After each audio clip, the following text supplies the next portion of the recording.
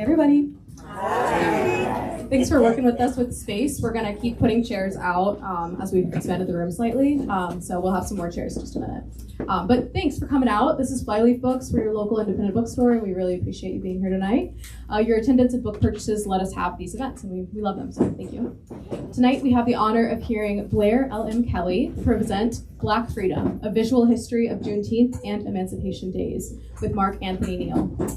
Blair LM Kelley is an award-winning author, historian, and scholar of the African American experience. She is also the president and director of the National Humanities Center, the only independent center for advanced study in the world dedicated exclusively to the humanities.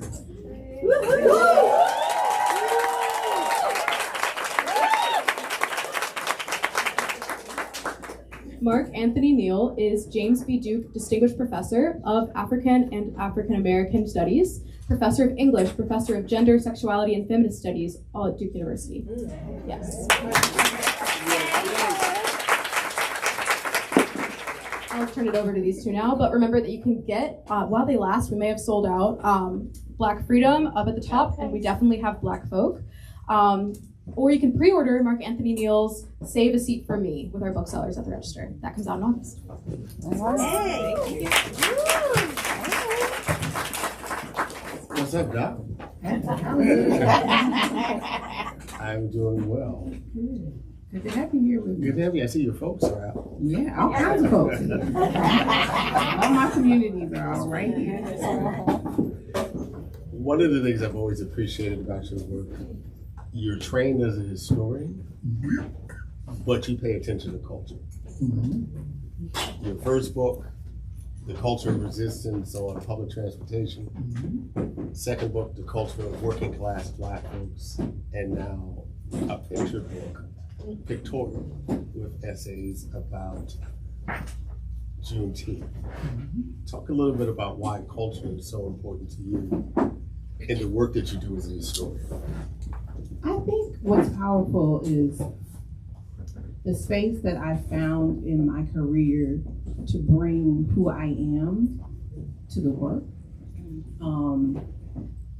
You know, Black people are a subject that can be studied, right, from the outside, but they're also a people that you can know from the inside. And I always had just tremendous love and respect for the communities I was part of growing up, of my home church in Lawnside, New Jersey, of my mother's group of friends and watching them talk and be at the kitchen table and cook, of my grandmother's yard, where she taught me how to pick vegetables, and she canned and cooked and passed those things down. Of my cousins in Philadelphia, you know, chopping it up on the stoop. And so when I learned about Black studies and Black history, I wanted to make sure I always brought my people with me and the things that I knew that I found valuable for understanding the official history. So you can know the official history without knowing the people, but to know the people is to make it richer and broader and more complex and sometimes a little bit more messy. But you know, that realness of everyday life and the texture and the detail matter. And so I think I always want to bring that flavor of culture to my work, no matter what I'm writing about, because it's how I know it's real, and it's how I know it'll resonate with my audience. What's your journey to this book? Sir, my journeys have been funny the whole time. So, you know, I always have to shout out Tanya McKinnon. She's my agent. And we share an agent. Yes, and we can label mates. And she's really brilliant and purposeful. And so she came to me, she said, I got these people, they want a book about Juneteenth. You want to do it? And I said, maybe. I was like, tell me more. And she's like, well, they want to hire someone to do the photographs, and you can just write, you know, the essays. And I was like, I don't like that. I was like, you know, can I, you know, pick some of my own students and we can work together on that? You can take that budget for that? And she's like, okay. I was like, and can it be more than just Juneteenth? Because, you know, Juneteenth is one of the holidays that gets remembered and stretched out because of the persistence of Black Texans. But their emancipation days everywhere. And all people celebrated their emancipation. So she's like, see, you're making an argument. Just write that up. And so I did. And they liked it. And they brought the argument that it shouldn't be just Juneteenth, but it should be this larger conversation about emancipation and the processes of emancipation, celebrations and commemorations across the country and throughout North America that really made an impact on the Black experience. The photos have the impact of documenting Black folks in resistance, even when those moments are celebratory, right? It's in resistance. Let's talk a little bit what it was like with you working with your students to curate the photographs that were going to be included in the book. It was hard. You know, there aren't that many people who wanted to take pictures of Black people celebrating within community. There's a time period when photography is rare and expensive. And so these photographs became rare and expensive in and of themselves. And then when you think about the preservation of them, that if there are archives that refuse to record Black life in a positive light, they are systematically not keeping so many of the things that should have been kept over time. So I can only imagine how many more images would have been available to us had those practices not been in place. But that said, every single picture, and there were times when I was like real sad and stressed out, and I was like, I don't know if we're gonna have enough pictures. Because I would, go to a whole archive and they wouldn't have anything. Not one image. But then we would find an archive that had a single image. And some of those single images were just the most compelling images in the book. There's a picture of a Canadian celebration in Ontario with a man on a horseback with a top hat on. And like, wow, that's the only picture they had, but boy, that's a picture. There's a picture of a group celebrating on August 1st in the Midwest, which is an older tradition of, before the general emancipation in 1865, there was a movement for people to commemorate British emancipation on August 1st as a way to push the country toward freeing the Southern slaves. And so that tradition kept up over time. So August 1st became the commemorated day for so many communities. So there's a picture in the 1920s in the Midwest of an August 1st celebration at the Booker T. Washington Community House. And it's just the most amazing, panorama of people. And you see the church mothers in the back who didn't want to be bothered. And young people in the front, and sisters with their fly hats on, and just amazing photograph. That was the only picture that archive had. And so, and I have a theory about August 1st, if you want to hear about that later. Yeah.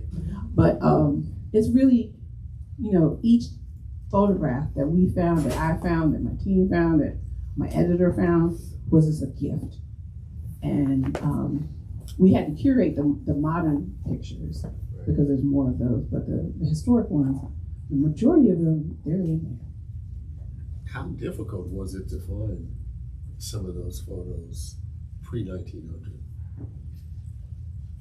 It was really, us calling archives, checking on things, visiting an archive, just, asking for favors, like, have you seen anything? And really just trying to pull together all the images. And then, I started to think more broadly about what would define emancipation and how we could illustrate the broader cause. So there's a beautiful picture of Anna Julie Cooper in there. So it's not an emancipation picture per se, but an emancipated person, right, who tells us so much about Raleigh's history and that fight there. So, there were amazing Civil War photography from Black soldiers who served. And so I have a section in there analyzing those images. And so I broaden out the question of emancipation itself to sort of give you a larger narrative to go along with the essay. I'm a New Yorker by birth, the Bronx specifically. I'm someone who has taken Juneteenth for granted for much of my life because it wasn't a thing in the Bronx. And there are a lot of us, I think, who gave Joe Biden a side eye when it became recognized as a national celebration, if you will. But it's 2026 now, and where the country is now and where it might be going, your book could be illegal in 3 years.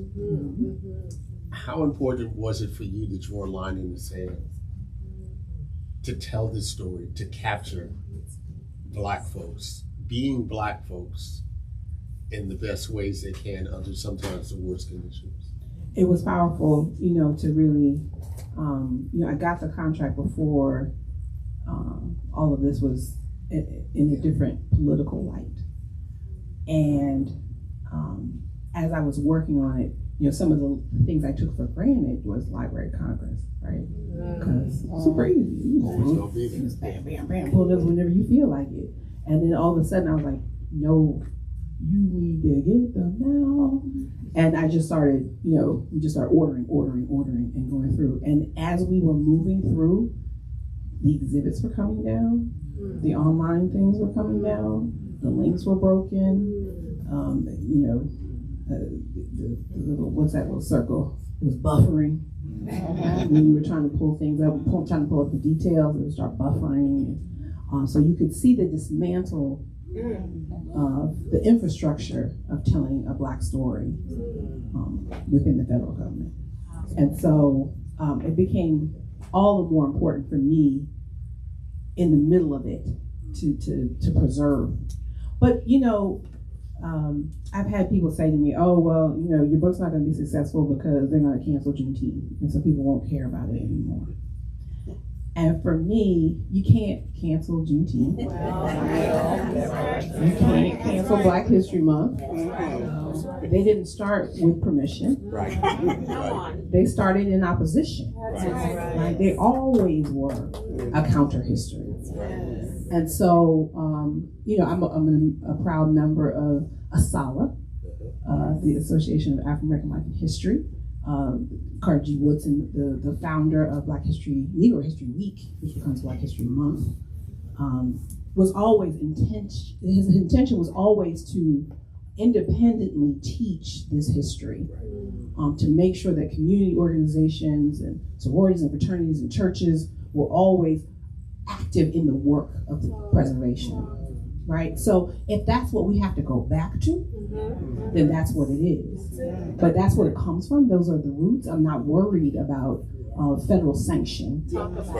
I'm in the tradition of resistance and survival and fugitivity. And so, the government can do what it needs to do in this season. I believe it will come back. I believe things will be made right again. And, we'll have that as well. But in the meantime, we have, people who are recording the story and keeping that history alive. Yes.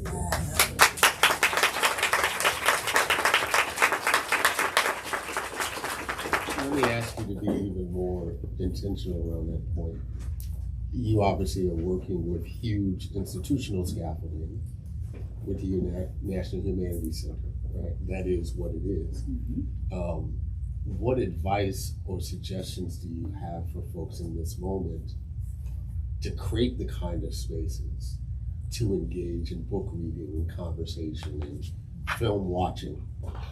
Those things that, as Black Studies folks, we had come to take for granted because we always knew there would be some sort of institutional space for us to do the work that we do. But Black Studies now, as an institution, is also under assault. Absolutely. I think, I'm excited that there are people like me and you and our peers who sit in seats that allow us to be able to keep pathways open. I'm privileged to be, the first Black person at the head of the National Humanities, the first woman at the head of the National Humanities Center.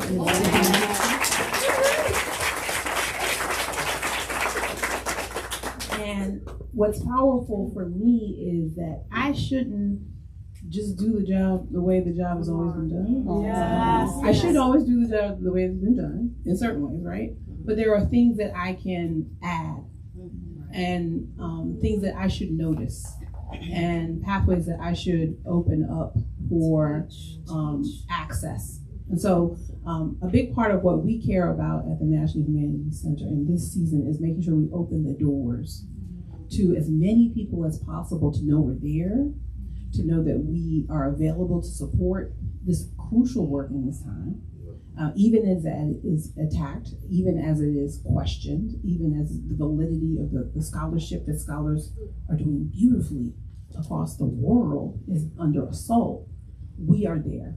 We are doing the same things that we've always done to open the doors to a community of scholars, and we're expanding and building on that so that we can be a respite in a tough time. But I am that student of fugitivity, the folks who built institutions in the woods and quiet. And so I always take my counsel from them. What were some of the stories you unearthed in writing the book that surprised you? Oh man, the poeticness of this Juneteenth story it was something else. But ancestors always do that for me. So I had heard of Jack Yates, and his name is very famous in Houston. His name's on the school building and different things. It's Jack Yates stuff in Texas. But to read his story and to really think about his story was such a gift. So he was a man who was freed in the state of Virginia, but his wife and children were not. And their slaveholder was going to take them to Texas to try and flee the war and hold on to them as enslaved people. And he knew that he didn't go with them, he was never going to see them again. And so he voluntarily re-enslaved himself in Virginia so that he could be with his wife and children. But he becomes the person who lays the foundation for a church in Houston's community, for businesses, for education, and for the founding of Emancipation Park in Houston. So he and 3 other men save up the money to found the first public park in Houston, which will always be there for people to celebrate their emancipation. And so what a powerful story that is for me. So for folks who would say, well, Juneteenth is a Texas thing, here are these Virginians who are, us, right? So we're all one people who were in bondage, right? Because that movement, that internal trade made us certainly one people. And so those Black Texans are actually Virginians and folks from Maryland, and folks from South Carolina, and folks from Georgia, who were brought there forcibly in the last decades of slavery. And they lay the foundation so that their celebrations of that date can be all our celebrations. They are the gateway by which we can all think more about emancipation and freedom as a project for this country. So I knew his story, and yet when I sat with it and thought about it, he becomes such a wonderful vehicle for telling the argument I want to make about our interconnectivity. You tell the story of Jefferson Davis, who I will never think about the same way traveling through Virginia ever again. That was fun. I enjoyed watching the Confederacy fall. That was good. Yeah. Because I hadn't studied the Confederacy because I don't study white supremacists. I study Black people. And so and I was you're like, 20th century person. yes, I was 20th century person. That's where I started. And so I was like, ooh, okay. But all of these newly freed Black folks following him to emancipation, and they build this bridge, and he instructs his officers to destroy the bridge. And let them be taken out by, either drowning or by the Confederacy. I had never heard that story before. Yes. Yes. And you just wonder how many other stories. Yes. are there When you like think about, the enslaved who followed the Union troops in the cause of trying to fight for their own freedom, they win the war for the Union, right? So their willingness to fight back, to not labor on behalf of the Confederacy, to not bury the silver in the yard, to not hide the hams, to not do all those things, instead to just bring them straight to the Union troops and assist in the process of deconstructing the Confederacy, is how the war is won. And yet they are seen as a problem. Right. They are seen as disposable. They are termed, in property, just even the term contraband Right. is another term of property. And yet they are the change makers. Du Bois teaches us that, that their internal war is the change maker. And so I thought it important to not just give a sunny story of what emancipation looked like, but that there were people who fought and struggled and died, not as soldiers, but as just people trying to participate in the process of making freedom. That was really devastating. On their way to Savannah, where they would go on to further devastation around the question of 40 acres or a mule. There was something in the story about 40 acres of mule. I will promise you some land, but we won't have to give you title to the land. It felt very George Floyd-like. Post George Floyd, and the number of Black folks who were promised new positions, DEI positions that not only disappeared 2 years later, but then literally were criminalized, a year after that.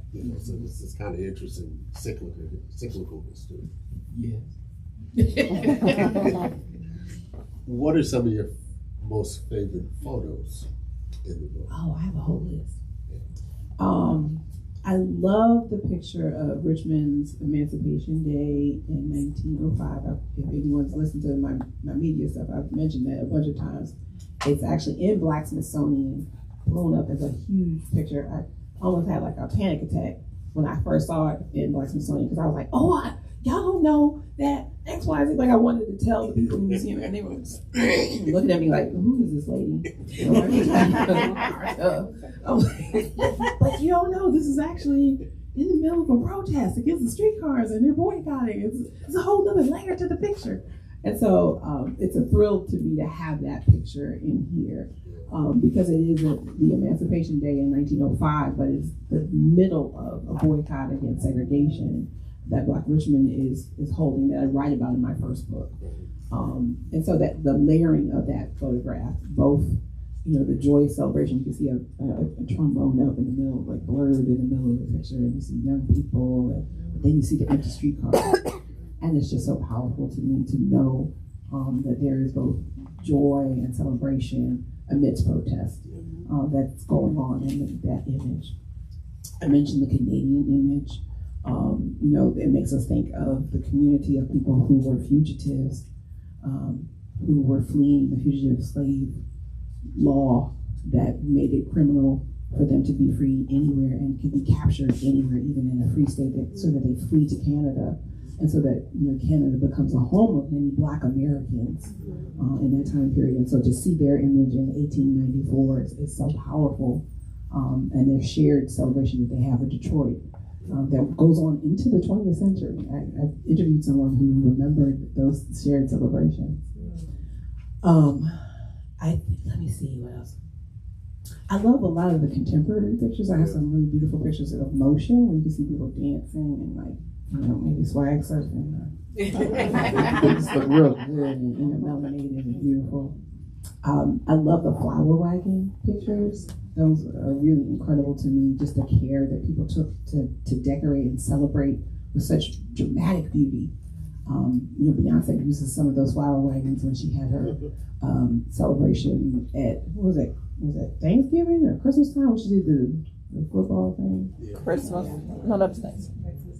Yeah, at the Christmas game. And so she, Beyonce is a historian. And so she uses some of those flower wagon images in the text. I was trying to get them to put that in the book, and they were like, no.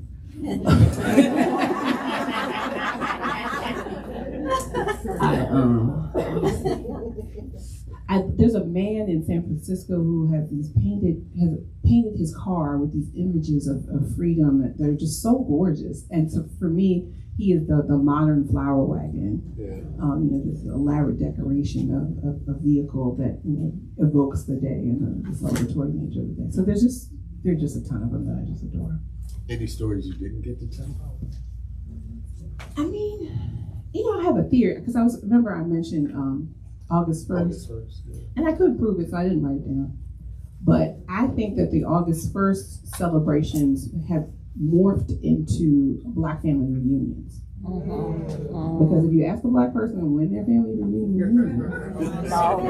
is, we in August, somewhere around August 1st. And I say, why is that? And they're like, I don't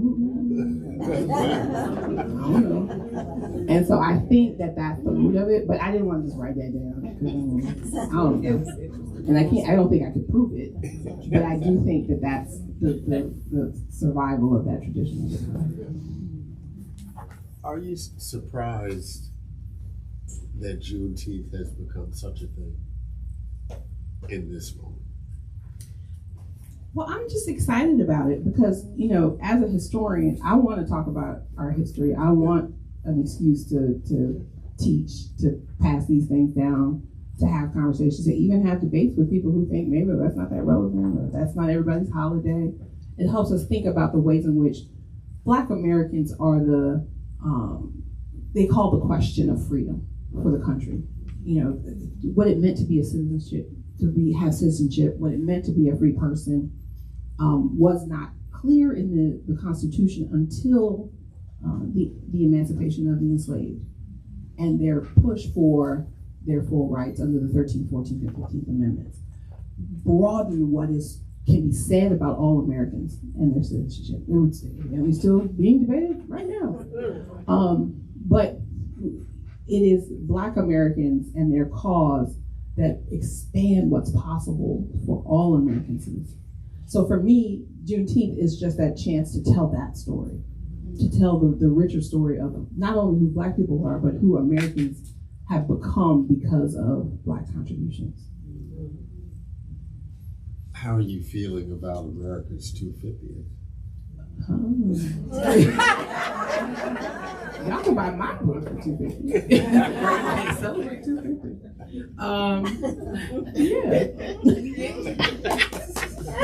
I don't watch the news like hard anymore because I get it. I just wake up in the morning and I just scan for like important like legal things. I raised the question only out of this concern of, do you have a fear, particularly as a historian, of us being erased out of that story? The thing that I love about history and historians as people who practice is our excellence and our care that we pour in. And so whether or not people are doing the same kind of history as me, generally our practice is one of being very precise, being grounded in the archive and documenting things, of citation, of historiography, and building on each other. And so people can tell stories, but historians are going to continue to live up to the standards of our discipline, and we will continue to do the work. There are libraries out in the world, and there's a lot to destroy if you wanted to erase history. And then you'd have to go about destroying the skills and the talent of those people as well. And so I believe very firmly that we will continue to tell the truth, and that will continue to be meaningful, even as people are trying to blur the edges and the lines and make up new things.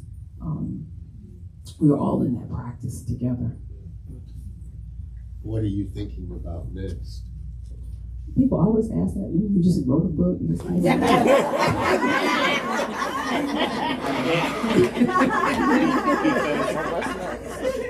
I know the professor and you, we think in books. We do. Not a book.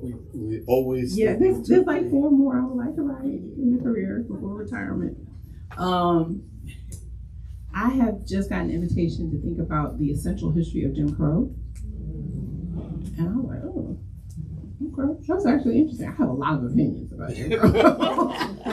And so if somebody wants to pay me to write them, that sounds really interesting. There's also a story of a murder in Philadelphia that I've been researching for, I want to say 15, 16 years. And it's all in boxes. When I first went to the National Humanities Center as a summer resident before the pandemic, that's what I was working on. So I want someone to want to publish that. It's a good story. I'm not going to give it away. And a sad story and a difficult story. That's why we don't want to publish it. And I'm also interested in doing this process again, doing another visual history, because it was hard, but it was a lot of fun, and it felt like a different kind of practice. Yeah. And a fun writing practice. Yeah. We're going to open it up to the audience for questions. You may have touched upon this earlier, but what would you say was the most challenging thing that you found in writing this entire book? So at one point, I realized that most people were not going to read the essays I wrote. I know they were in there. They were just going to just look at pictures. And so if I wanted to really tell the story, I had to tell the story in each one of those captions. And so then I had a little panic attack, and I was like, okay, we're going to write real pretty captions. We're going to write the best captions that we can write, and they're not going to be detailed about the stuff, the details of the archive and things. That's in the back. But I wanted, if you just looked at like 10 pictures and read their captions, you would have a story that pulled you along. And so that was probably the most surprising and challenging thing. But in the end, I think I'm probably the most proud of my captions. And I like that you did that too, because I had someone to come over and pick this up off of my coffee table. I knew they were not going to read any of the first 2 pages. First thing they went was to the pictures, and the pictures could tell the story, even if they did not read what was in writing. So that was very great that you did that. So yeah. Hi, Dr. Kelley.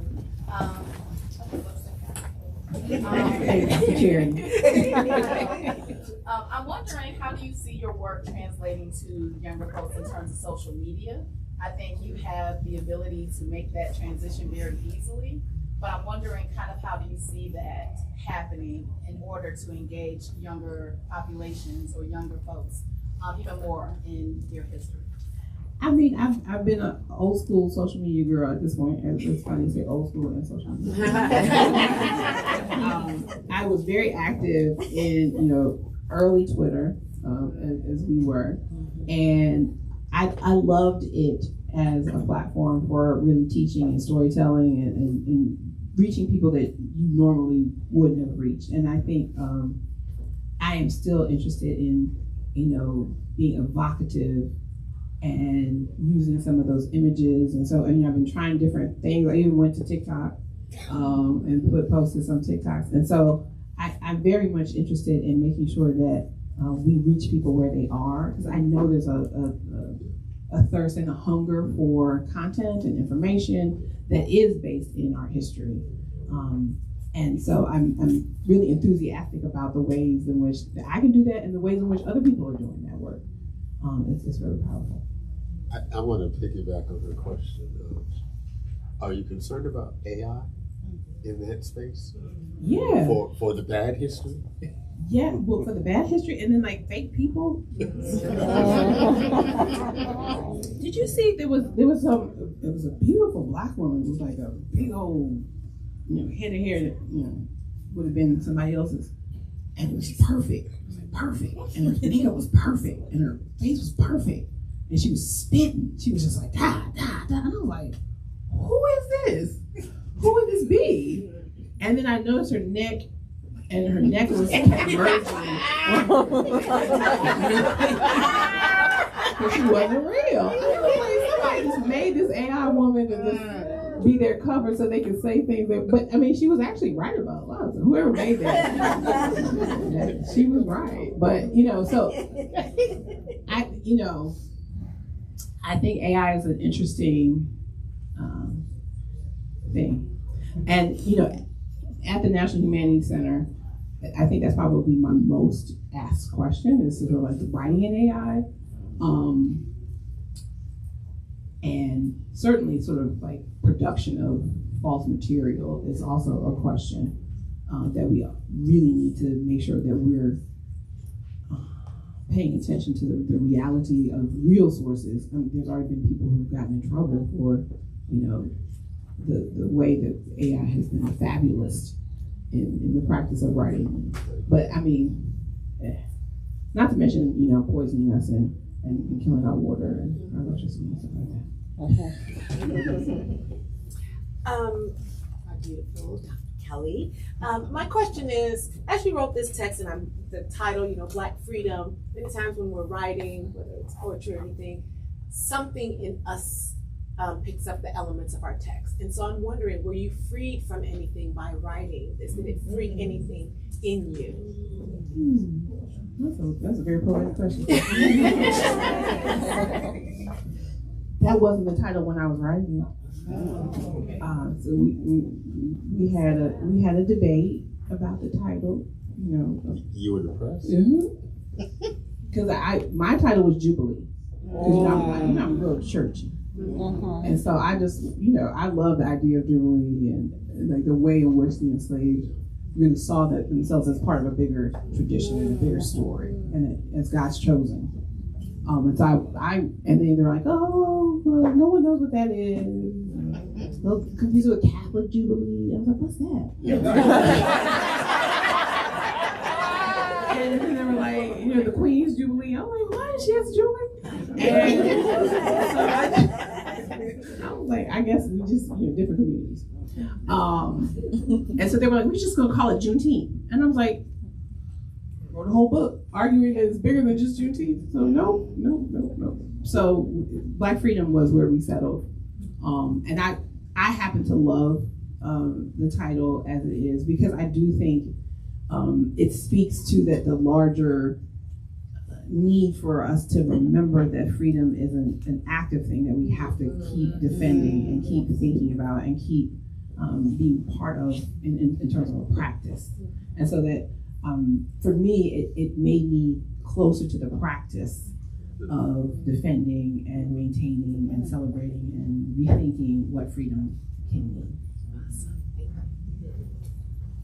So Blair, I showed this to you earlier because for me, the local story, the North Carolina story, and it's here. And so could you give us insight into those North Carolina stories, like this Emancipation Day celebration in Raleigh? That in and of itself, I can't wait to share that with folks on Saturday at the Juneteenth celebration in Cary, but the local story, North Carolina. What was really powerful, there's a bunch of little North Carolina stories in there, but there's a big one. In one of the essays, I talk about how the formerly enslaved took over the July 4th celebration in Raleigh, and white people just stayed home, and they were very uncomfortable.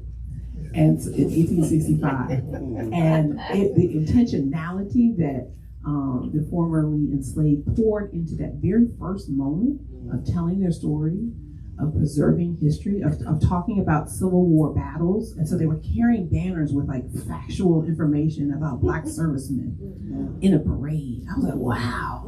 So it was just so powerful.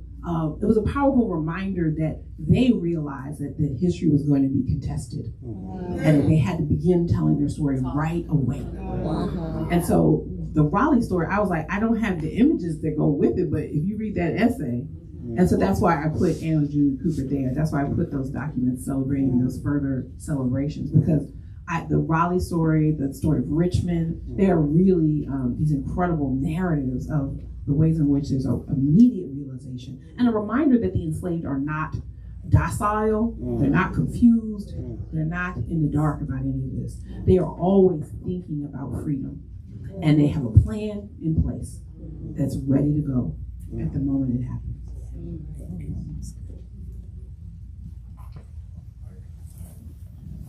You used a term called, I think you said fugitivity. Fugitivity. Fugitivity, I'm sorry. Fugitivity. That really resonated. You referenced that a few times. You also referenced Carter G. Woodson's desire to get the education and knowledge out in our community as an act of resistance. How would you recommend we use your books in our fraternities, sororities, churches, youth groups to supplement what's not being done in the education under this federal watchdog that we have going on? I think, when I was in the classroom actively, teaching through photography was so powerful. You could lecture, you can talk about things, but when you would just, when I started teaching, we used overheads.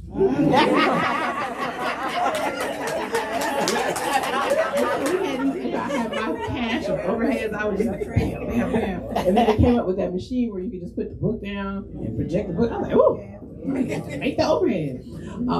But when I would put those images up, just from books I had in my office, because sometimes you could tell the students weren't listening anymore or weren't keyed into the text the way they should have been.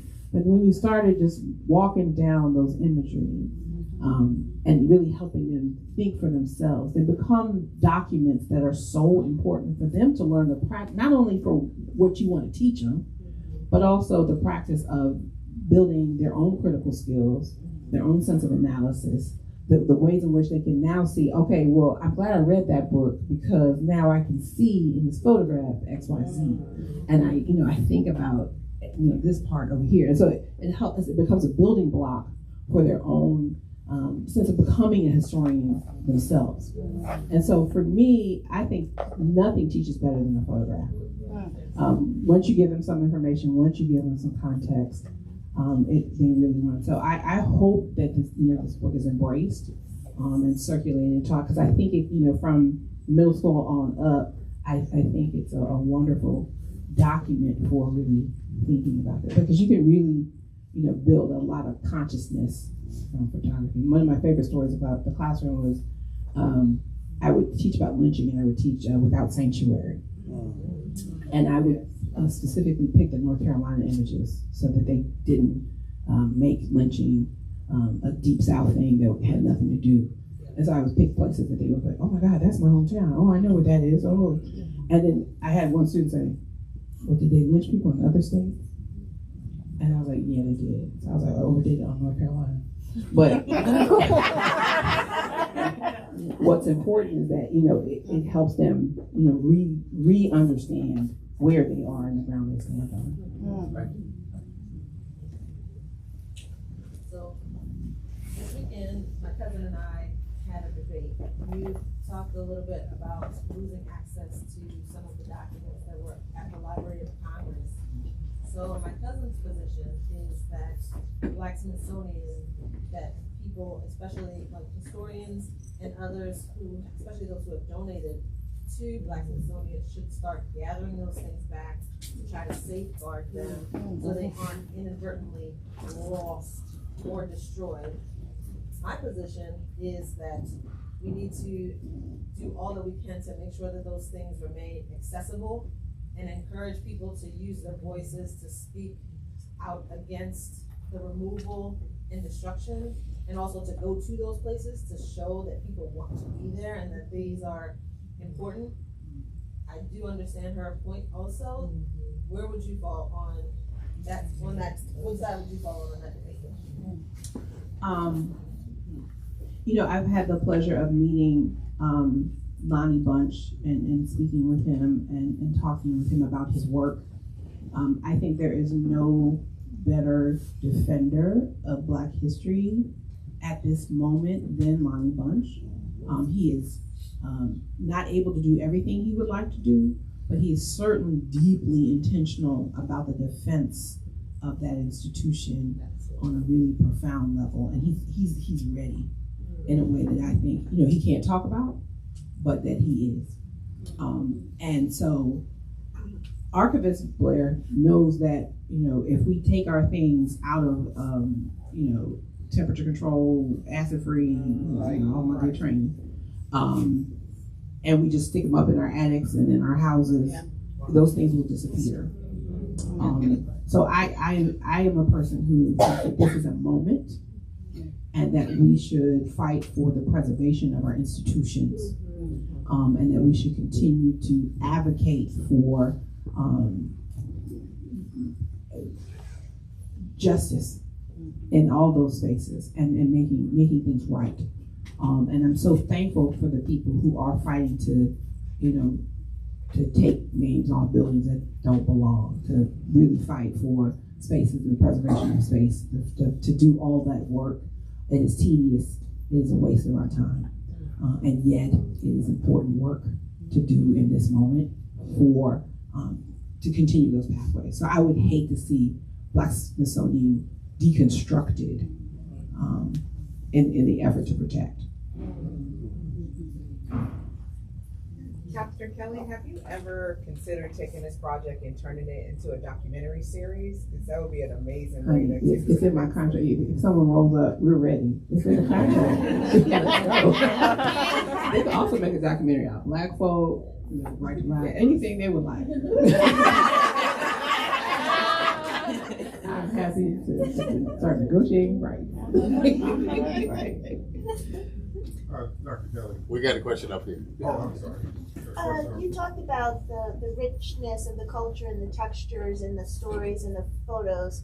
How, if you did, or what was your process in editing or choosing what not to put into the photo?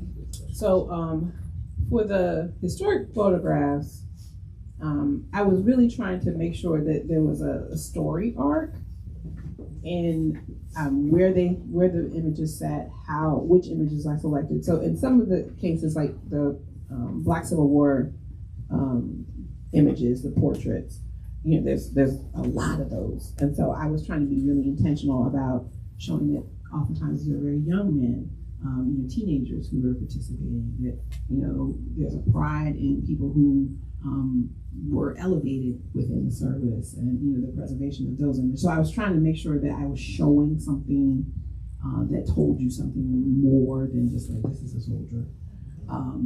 And so I was really thinking about story arc in images.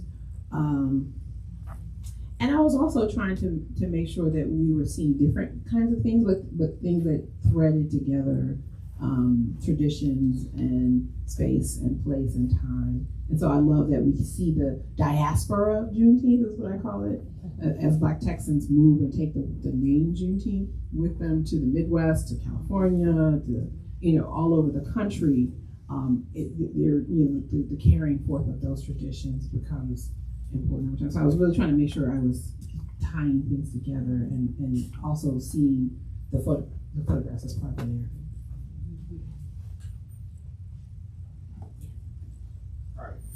Dr. Kelley, I really think you did excellent work on this book. I haven't read the book, unfortunately, but I will read it. But I did read Black Books. I really love that. My question is, realistically, we've started off in this country with a Native American population of 100%, correct? And a Black American population or African American population never reached over 15%. And the plight of the Native American population, we know that, and we see it now. We see the plight of the Black or African American population.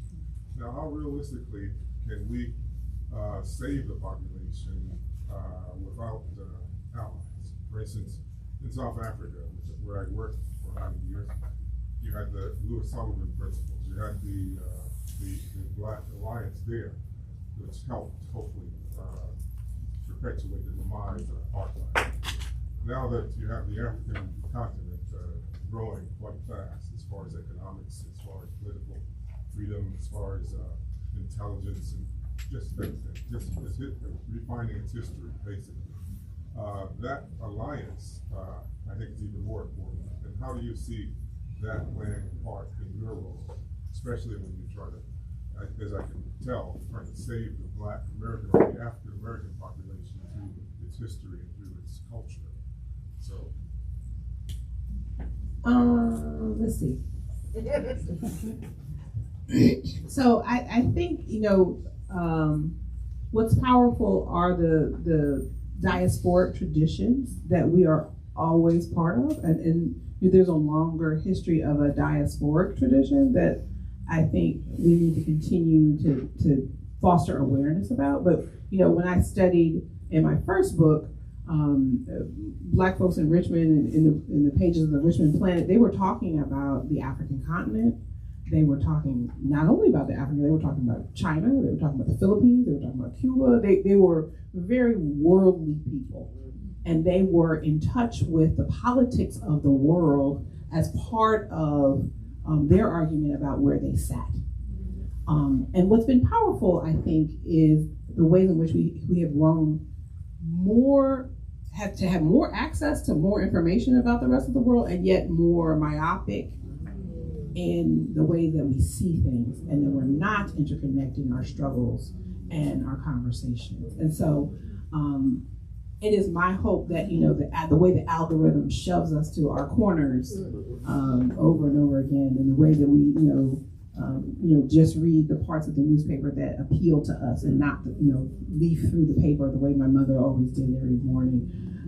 I think we have to be conscious of staying interconnected with the panoply of the world. And so I'm very thankful to be at a place like the National Humanities Center, which, even though it has the word national in it, is very much international and very much concerned with the international question of scholarly exchange and conversation, and to be part of those kinds of organizations. I'm also part of the consortium of humanities centers and institutes from around the world, and was just part of a conference in Canada where centers from around the world are engaged in conversations about the things that are challenging us, that we have in common, and the things that are unique, and that we need to be allies for. So I think Black America has always been terribly attentive to that. I think the way that we get our information now pushes us away from it, but we should continue to maintain that consciousness. We talked about earlier, you mentioned how like Juneteenth, you grew up in the Bronx, and Juneteenth wasn't quite a thing as much as it is now. I'm curious about, what do you think Juneteenth has to offer the younger generations now that it is more popular? It's bottle specials in the club for Juneteenth. It's all kind of AI flyers or otherwise being made to celebrate. It's a great time. It's a full weekend now, so I'm curious about just what does the rebirth, I guess, of this celebration offer for younger generations? I mean, you're always going to have the commercialization, because people are going to see an opportunity to sell something themselves. But in that moment, there's also opportunity for people to learn, to expand, and to have a bigger platform to talk about things that they do care about in the world of our politics, and understanding who we are in our communities and things like that. So I don't mind a cute T-shirt or something like that if in part it starts a conversation, or it sparks a space or an opening for things that otherwise would just be another weekend where you'd probably be in the club anyway.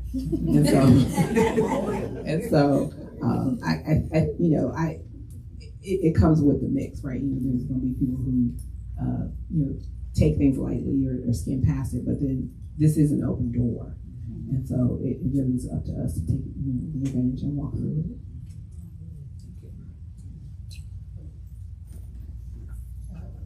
Now this is a visual history. Have you put out a call, so to speak, for other images? Is there an archive?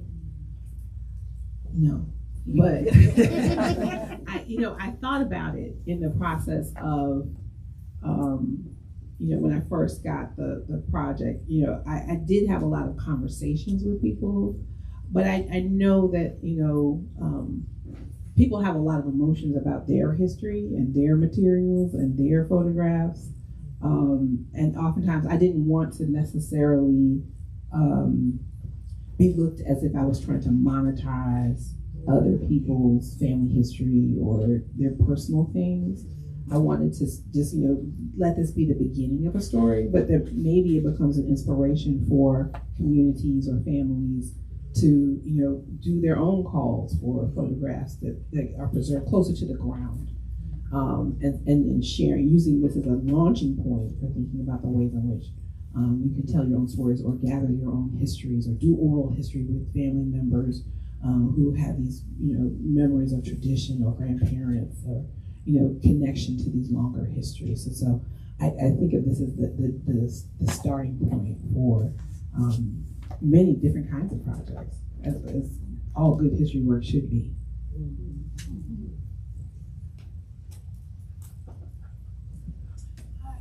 I just had a quick question.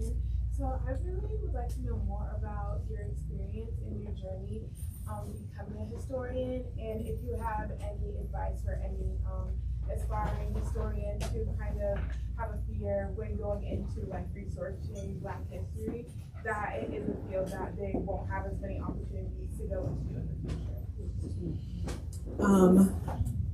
I always wanted to. I wanted to be a history major. I found a letter that I wrote to go to undergrad, and I was I love history and Black people, as a 16, 17-year-old. I didn't know I would be a historian. I thought I was going to be an attorney. That was what I was interested in being. But, for me, I was so inspired by my professors and the lives that they were leading and the ways that they were opening up our thinking and the possibilities of a history that didn't look like what we did in high school. It wasn't just about presidents and dates and memorizing the dry stuff. It really was, telling the story of real people.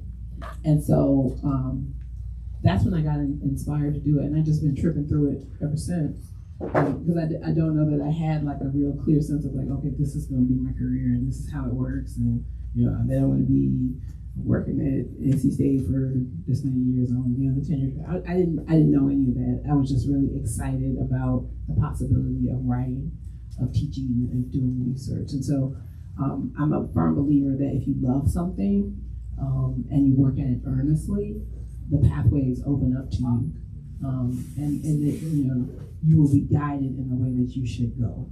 And so, I had people roll up on me at different points in my career when I guess I looked pretty stuck. And they're like, why are you here? And I'm like, because this is, where God placed me, and I'm okay. And, the next things will come. And, I was at NC State for 20 years. I really enjoyed teaching there. And there were people like, you should be X, Y, Z. I'm like, no, this is where I am, and I'm doing good work, and I have wonderful students, and people who got their PhDs and their master's degrees and are becoming scholars because I was there and I was planted there. And there were things that I learned there that I couldn't have learned other places. And so I think, even if the journey doesn't look like what it might have looked like 20 years ago or what it might look like 10 years ago, I think just take your journey and enjoy the work you do. And if you do the thing you love, it will feed you and nourish you as you go.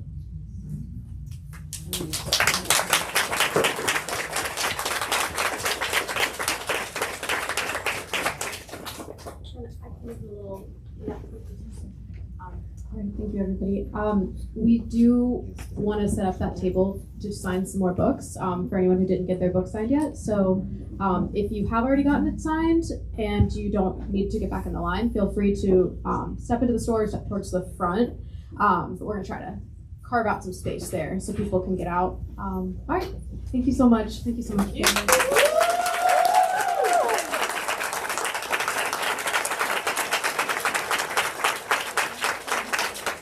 Free to ask any more questions of mine. That was so good. Thank you so much.